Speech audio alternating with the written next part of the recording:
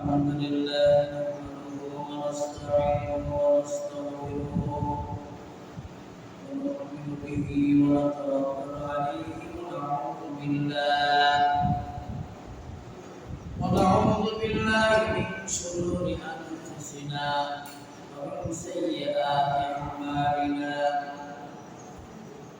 من يهده الله فلا مضل له ومن يضلله فلا هادي له ونشهد أن لا إله إلا الله وحده لا شريك له ونشهد أن سيدنا وسيدنا وحبيب ربنا وطبيبنا وطبيب قلوبنا ومولانا محمدا عبده ورسوله الذي أرسل إلى الناس كافة بشيرا ونذيرا وداعيا إلى الله بإذنه وسراجا منيرا وقد قال الله تعالى في كلامه المجيد وفي قرآنه الحميد أعوذ بالله من الشيطان الرجيم بسم الله الرحمن الرحيم لن ينال الله لحومها ولا دماؤها ولكن يناله التقوى منكم صدق الله العظيم وقال النبي عليه الصلاة والسلام من كان ليأتي يوم القيامة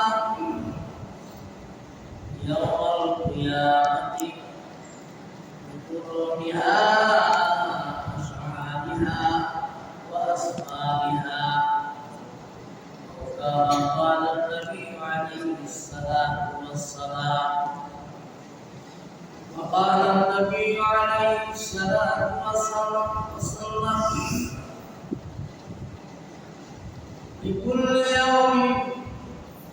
لكل قوم عيد وعيدنا أو كما قال النبي عليه الصلاة والسلام اللهم صل على محمد وعلى آل محمد كما صليت على إبراهيم وعلى آل إبراهيم إنك حميد مجيد إن الله وملائكته يصلون على النبي يا أيها الذين آمنوا صلوا عليه وسلموا تسليما اللهم صل على سيدنا مولانا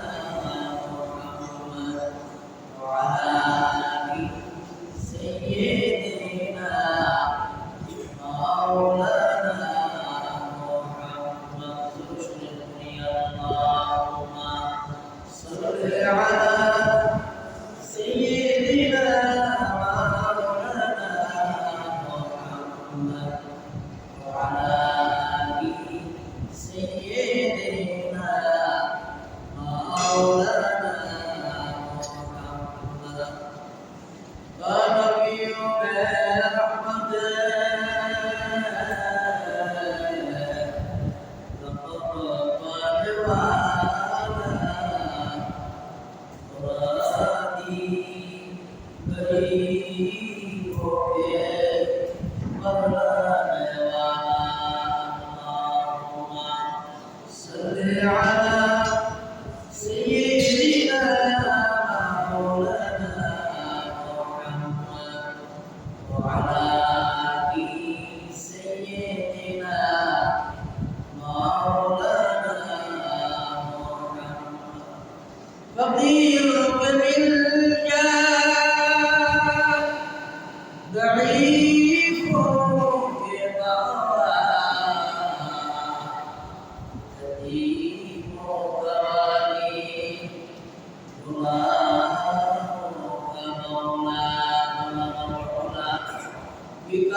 بكماله كشف الدجى بجماله حسنت جميع خصاله صلوا عليه يرشدني باب العلا بكماله كشف الدجى بجماله حسنت جميع خصاله صلوا عليه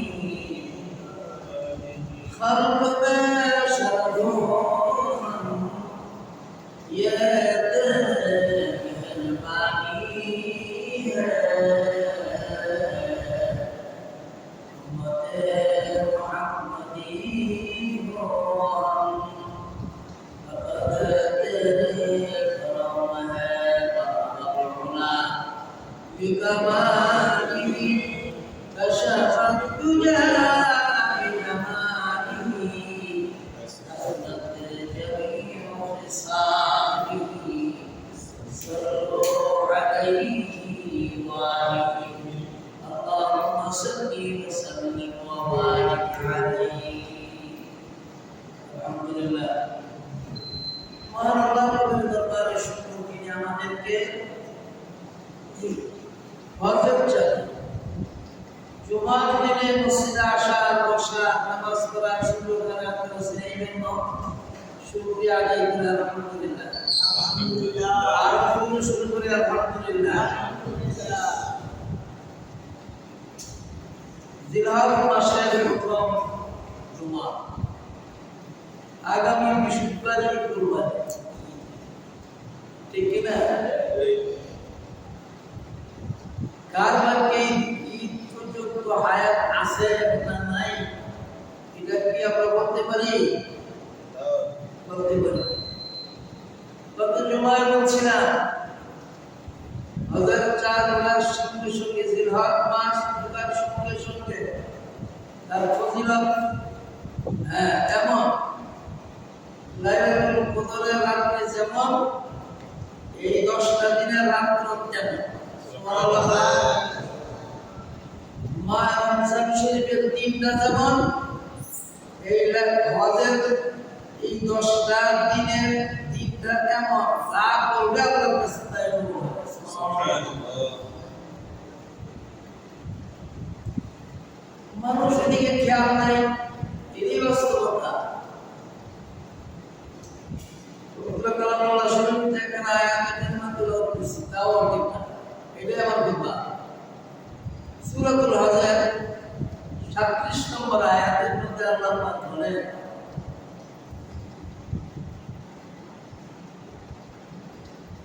ঈদের দিন যে তোমরা কুরবানি করবে এটা একটা ইবাদতের অংশ ঠিক কি না ধরে দাও ইবাদতের অংশ এই হজের মাসে দোয়া করলে কবুল হয় ইবাদত করলে কবুল হয় বান্দা যা চাবে তাই আল্লাহ দিবে এইজন্য এই মাসের নাম বেশি 3টা মাসে হজে শাওয়াল জিলহজ জিলহজ আল্লাহর নবী এই হজের মাসকে গুরুত্ব দিতেন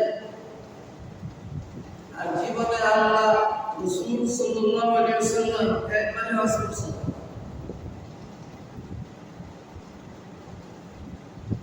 তো এই হজের চাঁদে আমরা ঈদ পালন করি তার নাম হলো ঈদুল আযহা শরীয়তে দুইটাই 3 নম্বর কোনো ঈদ নাই যারা 3 নম্বর ঈদ চিন্তা করে এরা আগামী শরীয়তের মধ্যে ফারক বানাইতে চায় বেদাত করতে চায় আল্লাহ নবী বলেন ঈদ দুইটা দুই কোন সাহসে ঈদ পালন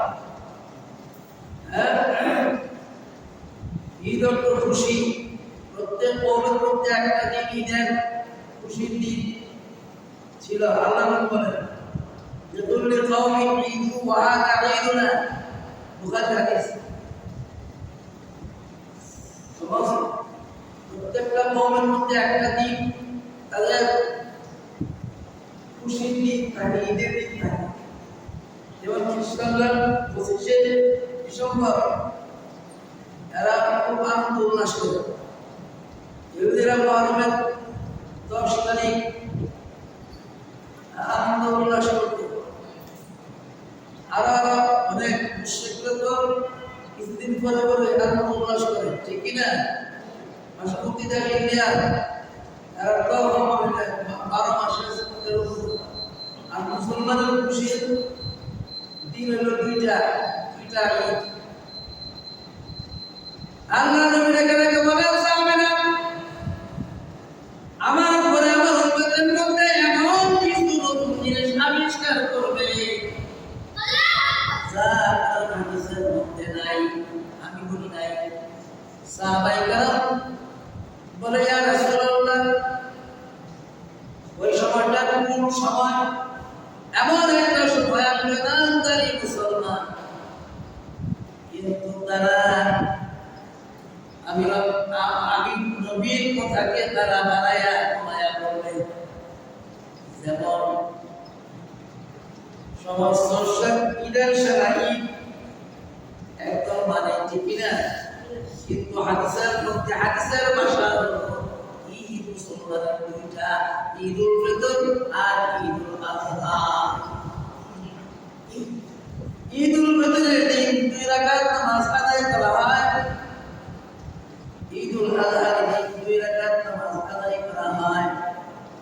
খুশি দিন এই জন্য আল্লাহ নবী বলেন, ওই 2 রাকাত নামাজ খোলা আকাশের নিচে যখন পড়া হয়, আমার উম্মতকে সাথে সাথে আল্লাহ রাব্বুল আলামিন সর্বপ্রথম খুশির সংবাদটা আল্লাহ নবী দিলেন, তার জিন্দেগীর গুনাহগুলো মাফ করে নিষ্পাপ বানায় দেয়। এই জন্য মুসলমানের ঈদ হলো দুইটা, ঈদুল ফিতর আর ঈদুল আযহা। ঈদুল ফিতর কোনটাকে বলা হয়? রমজানের রোজার 1 মাস রাখার পরে যা আমরা ঈদের নামাজটা পড়ছি, এটাকে ঈদুল ফিতর বলা হয়। আর ঈদুল আযহা এই মাসে আগামী বৃহস্পতিবারে যা পড়ব, এটাকে ঈদুল আযহা বলে। আযহা শব্দের অর্থ কি? কুরবানি। কুরবানি অনেক কিছু আছে, কিন্তু আমরা যেটা বুঝি এটা পশু কুরবানি, ঠিক কিনা? কুরবানি আগেও ছিল, বলছিলাম তো, কুরবানি আগেও ছিল, তাদের কুরবানিটা ব্যতিক্রম। কিন্তু আমাদের কুরবানি আল্লাহ পাক নিয়ে কিছু দিবে, পাশাপাশি খাওয়ার হুকুম আল্লাহ পাক অন্যান্য লোকেরা করে কুরবানি দিত, তাদের খাওয়ার হুকুম ছিল না, খাইতে পারতো না। আসমান থেকে আগুন এসে জ্বালাই কিনে বুঝতো হুকুম দিছে, আর আসমান থেকে আগুন এসে যেটা জ্বালাইছে না, এটা বইটা কিছু বাড়ার মধ্যে তারপর হুকুম দিছে না।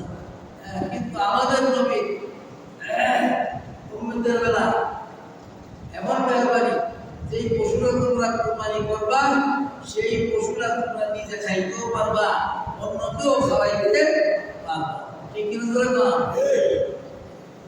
এই সুযোগটা এই নবী। এই জন্য আল্লাহ নবী কুরবানি নিজের হাতে করেছেন। উম্মতকে বলে, উম্মতরা শোনো, তোমরা কুরবানি দিন নিজের হাতে পশু কুরবানি করবে, লিতুকাব্বিরাল্লাহ আলা মা হাদাকুম ওয়া বাশশিরিল মুহসিনিন। আর আল্লাহ রাব্বুলকে স্মরণ করবে, যাদেরকে আল্লাহ পাক হেদায়েত দান করেছেন। তারা কুরবানির পশু জবে করার সময় আল্লাহকে স্মরণ করবে, বিসমিল্লাহ আল্লাহু আকবার বলে জবান করবে। আর ওই জবকৃত গোশতগুলি নিজেও খাইতে পারবে, অপরকেও খাওয়াইতে পারবে। এই জন্য আল্লাহ নবী বলেন, তোমার নিজ হাতে কুরবানি করবে। যার যার পশু যার যার হাতে কুরবানি করা। আল্লাহর নবী নিজে কুরবানি করেছেন এবং সাহাবীদেরকে দিয়েও কুরবানি করাইছেন।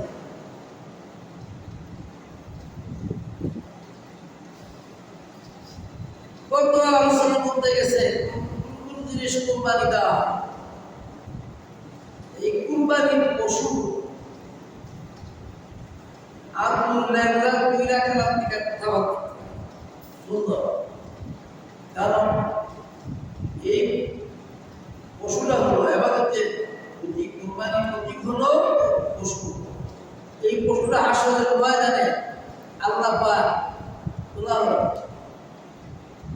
সুন্দর দেহ, সুন্দর বিশিষ্ট কুরবানি যদি হয় আল্লাহর জন্য কুরবানি করবেন। তার জন্য আল্লাহর জন্য কুরবানি করবেন। আর এই কুরবানিটা নিজেও খাইবেন, অপরকেও খাওয়াইবেন। কিন্তু কুরবানির গোশত দিয়া বিনিময় চলে না। আপনি কুরবানি গোশত দিয়া এটার বিনিময় কাজের বিনিময় দিতে পারবেন না। এই জন্য কুরবানি নিজের হাতে করবেন। বিসমিল্লাহ আল্লাহু আকবার। এখন আপনি কইতে পারলেন আপনি বুঝতে পারি না, কিছু করার লাগবে না। আওয়াজ করে বিসমিল্লাহ আল্লাহু আকবার। আপনি কেবল বুঝিয়ে দাঁড়ায়া আপনি সোয়াইবেন সুন্দর করে বিসমিল্লাহ আল্লাহু আকবার করে জবান করবেন। হয় নিয়তের উপর করবেন, আর কিছু বলতে হবে। সাত শরীরে যদি আপনি কুরবানি দেন, সব কুরবানির পশুর সামনে হাজির থাকবে। বিসমিল্লাহ আল্লাহু আকবার কুরবানি আপনি দিবেন, হয়ে যাবে কুরবানি। আমাদের দেশে প্রচলন ছিল, আগেও ছিল, এখন আছে কুরবানি করুন গোশত দেওয়ার কেমন না। যারা আপনি যদি কুরবানি না দিতে পারেন, যারা কুরবানি দিবে এদেরকে গোশত দিবেন ফিসাবিলিল্লাহ, না দিলেও আপনি দিবেন।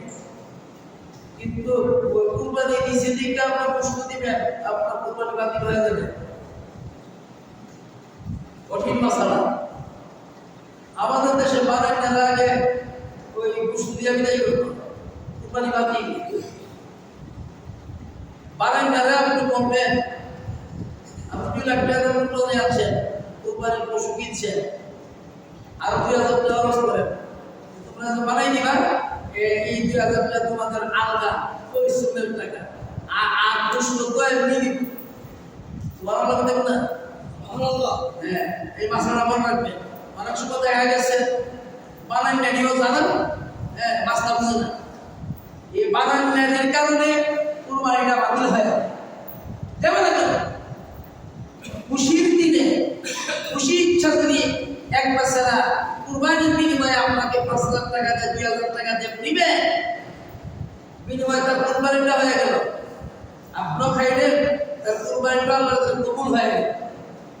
আপনি সব কিছু বললেন যে না কেমনে দিই, আর কোনো তোমরা প্রতি বছর আই কেমনে নেই, এই কেমনে কোনটা আল্লাহ এটা কবুল করে না। দিতে হবে তার জন্য করবেন।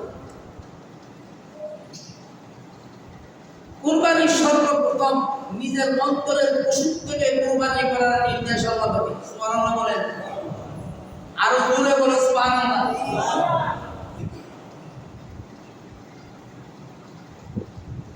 আল্লাহ রাব্বুল আলামিন ডাকতেন, হে নবী আমি কুরবানি পশু ছাড়া অন্য কিছু দিয়ে আমি ভোগ করাইতে পারতাম, পশুকে দিয়া কেন কুরবানি আমি জানি করলাম। শুনো, আপনি আপনাদেরকে পশু দিয়ে আমি কুরবানি হুকুম দিলাম এই জন্য মানুষের ভিতরে অন্তরের মধ্যে পশুত্ব ভাব থাকবে। সে যদি আমি রব্বুল আলামিনের জন্য কুরবানি করে, তার অন্তরে যদি আমি রব্বুল আলামিনের কথা থাকে, তাহলে তার অন্তরের পশুত্ব কুরবানির সঙ্গে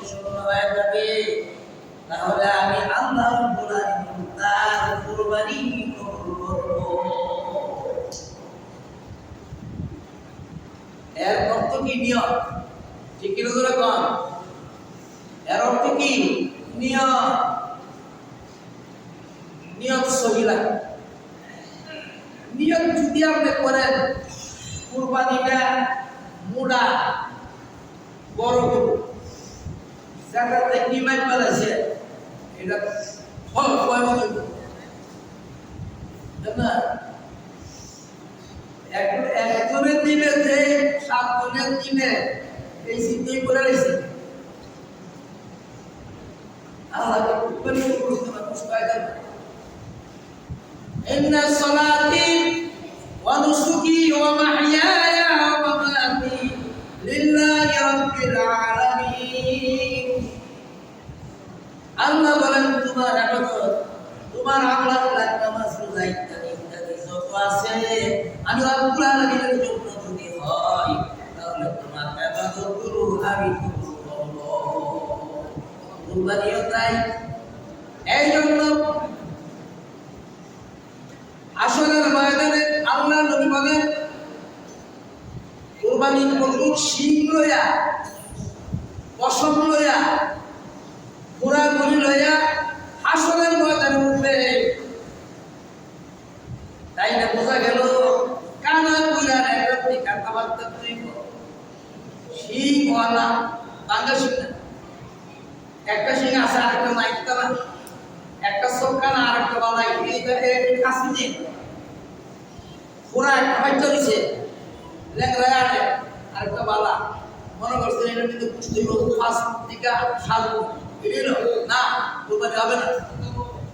এই নিয়ম থাকলে কোরবানি হবে না। বাকি পুষ্টের নিয়ম করে যদি আপনি কোরবানি চিন্তা করেন, আল্লাহ বলেন তোমার কোরবানি গ্রহণযোগ্য না, নবী বলেন কোরবানি হবে না। সুতরাং কোরবানি করার প্রথম শর্ত হলো নিয়ত সহি হইতে হবে। নিয়তের মধ্যে কোনো গড়বড় থাকতে পারবে না, কারণ মানুষের অন্তরের মধ্যে বিষাক্ত পদার্থ থাকে। যে অন্তরে বিষাক্ত পদার্থ পশুত্বগুলি কোরবানি না দেওয়া পর্যন্ত পশু একটা জায়গায় 5টা দিকেও হবে না। তাই নিয়ত সহি একমাত্র আল্লাহর জন্য। কিন্তু আপনি গত সপ্তাহে বলছিলাম শুকুর ঘুষগুর ইত্যাদি মানে নিতে পারবেন হাইকার মনোযোগ দিয়ে শুনলেন, তাইলে বোঝা গেল আপনি সামান্য একটু বিসর্জন দিয়ে আপনার কোরবানিটা হয় না, সেটাই তো দিবেন। এই মাসালাগুলো আমি তাই সুন্দর দেখো বলে। এই জন্য এই কুরবানি নিজের হাতে দিবেন। বিসমিল্লাহ আল্লাহু আকবার এই মৌলবীর লেখা বয় করলাম আমাদের দেশে একটা প্রশ্ন আছে, মৌলবী রাখছি কুরবানিটা করলো না, আপনি করবেন আপনি কুরবানি আপনি দেওয়া শূন্য, আপনি শূন্যতে রাখার কাজ গেলে আপনি বলছেন হুজুর তো কুরবানি করতে আইসা না, আল্লাহ কষ্ট দিতাম না, দিয়ে না কষ্ট তবু আপনি নিজের আপনি কুরবানি দেন।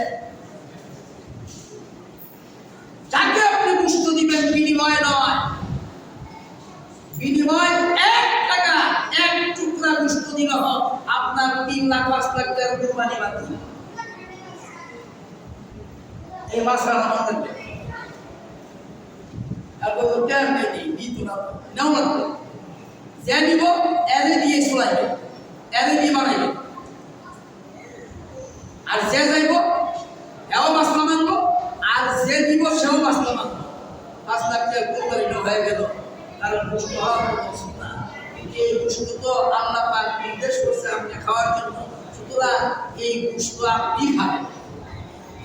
এই আয়াতের মধ্যে আল্লাহ পাক বলছেন লা ইয়ানালুল্লাহা লুহুমুহা ওয়ালা দিমাউহা ওয়ালাকিন ইয়ানালুহুত তাকওয়া মিনকুম।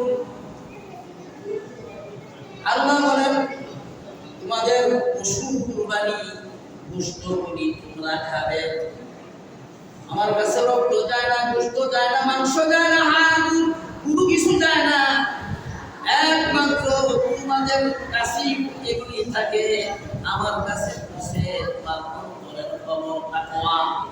তোমার মধ্যে খোদা বিহু কেমন আছে সেই খোদা বিহুটা আমার কাছে পৌঁছে। যদি খোদা বিহু তোমার অন্তরের মধ্যে থাকে তাহলে তোমার পশু সবার আগে আমি রব্বুল আলামিনের দরবারে কবুল হবে। সুবহানাল্লাহ বলবেন না? সুবহানাল্লাহ। সূরাতুল হজের 37 নম্বর আয়াত। তাইলে আল্লাহর ওয়াহিদ আর আমরা করি আর অঙ্গরা ইসলামের মধ্যে কোনো অঙ্গরা নাই। এই জন্য সর্বপ্রথম আমি বলবো যার যার কুরবানি যার যার নিজের হাতে দিতে। এরপরে আপনি 3 ভাগে ভাগ করবেন, এটা জানেন তো অনেক বারে বলছি দিলেন সুন্নাত আদায়, কারণ নিয়তটা সহি রাখবেন। এই কুরবানি কবুল হওয়া আরো কিছু তাকওয়া অবলম্বন করার কিছু ঘটনাও সাহাবায়ে কেরামের মধ্যে আছে। নবী ইব্রাহিম আলাইহিস সালামের তাকওয়া ছিল কেমন? ইব্রাহিম ইসমাইলকে কুরবানি করতে গিয়া সব লোক ভাইটা যখন বিসমিল্লাহ আল্লাহু আকবার কই আপনার ছুরি চালাইছে, আল্লাহ বল তোমার অন্তরের খবর আমি জানি কবুল করেছি বিদায় ফেরেশতার টিকা দুবাই না ছুরির নিচে রাইখা দিল। এই লোক কুরবানি করছিল, ঠিক কি না? বলে কর এরা আগে কুরবানি ছিল। আজকে তো জানেন না, শিওর না, চিনেন না, আগে আগে গরু ভাই তাকাইবে। এখন ইব্রাহিম আলাইহিস সালামের এই কুরবানি আমাদের নবীর সুন্নাত। নবী বলেন মাহাদিল আদাহি মানা সুন্নাত আবিকুম ইব্রাহিম আলাইহিস সালাম। সাহাবায়ে কেরামকে জিজ্ঞেস করে, জানো কুরবানি কি? কুরবানি হলো আমার জাতির পিতা ইব্রাহিম আলাইহিস সালামের সুন্নাত। সুবহানাল্লাহ। এই পশু কুরবানির সঙ্গে সঙ্গে নিজের অন্তঃকরণের পশুত্ব কুরবানি করার নাম কুরবানি। ইবাদতের কুরবানির ইবাদতের প্রতীক হলো পশু। চতুর্থ হিজরির মধ্যে আমর ইবনে তুফাইল পুত্রের সর্দার ছিল মুহাম্মদ রাসূলুল্লাহ সাল্লাল্লাহু আলাইহি ওয়াসাল্লাম ছিলেন। হে পুত্রের সর্দার, তুমি কলমা পড়ো লা ইলাহা ইল্লাল্লাহ মুহাম্মাদুর রাসূলুল্লাহ। এক সাহাবী দিয়া বানাইলেন। তো ওই সাহাবীকে তার অনুচররা বর্ষা দিয়া পিঠের পিঠে বর্ষা দিয়া গায়ে মারছে, তো উনি উচ্চস্বরে বলছে আল্লাহু আকবার, আল্লাহু আকবার, কুনতু বিরাব্বিকা রাব্বিল কাবা। এই কথাটা শুনছে আর বুঝতারা, হে আল্লাহ আমি সফলতা দান পাইলাম, দ্বীনের কাজে আমার জান এবং মাল আমি বিসর্জন করতে পাইরা আমি দুনিয়ার কি সফলতা অর্জন করলাম। আমার বলে উপায়ের কথাটা শুনছে, শুনিয়া এই কথাটার উপরেই তার মুসলমান হওয়ার আল্লাহ রাব্বুল আলামিন জানেন। আপনি জানায় দেন যারা পরকালের চিন্তা দুনিয়াকে বিসর্জন দিতে পারলো, আমি রব্বুল আলামিন ওয়াদা করলাম দুনিয়াতেও তাদেরকে সফলতা দান করব, পরকালেও তাদেরকে সফলতা দান করব। হযরত খুবাইব রাদিয়াল্লাহু তাআলা আনহুকে শুলিতে চড়াইছে। মুসলমান ওইরা এই জন্য শুনি এখনো ভালো আছে, বাঁচতে চাইলে মুহাম্মাদের জন্য সানো, না হলে শুনির মধ্যে চলবে। কখনো না শুনিতে জান দিব আমি এক খুবাইব কেন 100 বার যদি 1000 বার যদি আল্লাহ দুনিয়াতে পাঠান আর আমি এরকম ভাবে জানতে ও আমার জীবন সার্থক এই শরীর বয়ে বর্ণের বয়ে আমি বলবা লা ইলাহা ইল্লাল্লাহ ছাড়তে পারবো না। তার নাম হলো তাকওয়া। আল্লাহ যে বলছেন আমার কাছে দুষ্ট বসে না, আমরাও বসে না, রব্বও বসে না, আর কোনো কিছু বসে না, তোমাদের অন্তরের তাকওয়া বসে। এই তাকওয়ার হলো আমাদের পরীক্ষা। এই তাকওয়ার পরীক্ষা দেওয়ার জন্য আল্লাহ পাক এই দুনিয়া বানাইছে, আমাদেরকেও বানাইছে। সুবহানাল্লাহ। তাই না? এই কুরবানির মধ্যেই আমরা তাকওয়া অর্জন করার চেষ্টা করব। তাইলে মশলা কি বুঝলাম? এখন আসেন, 1 নম্বর হলো কুরবানি, যার কুরবানি নিজের হাতে। 2 নম্বর হলো কুরবানির গোশত দিয়া বিনিময় চলে না, তা দিবেন ফিসাবিলিল্লাহ। 3 নম্বর হলো কুরবানির কামনা নিজে ব্যবহার করতে পারবেন, কিন্তু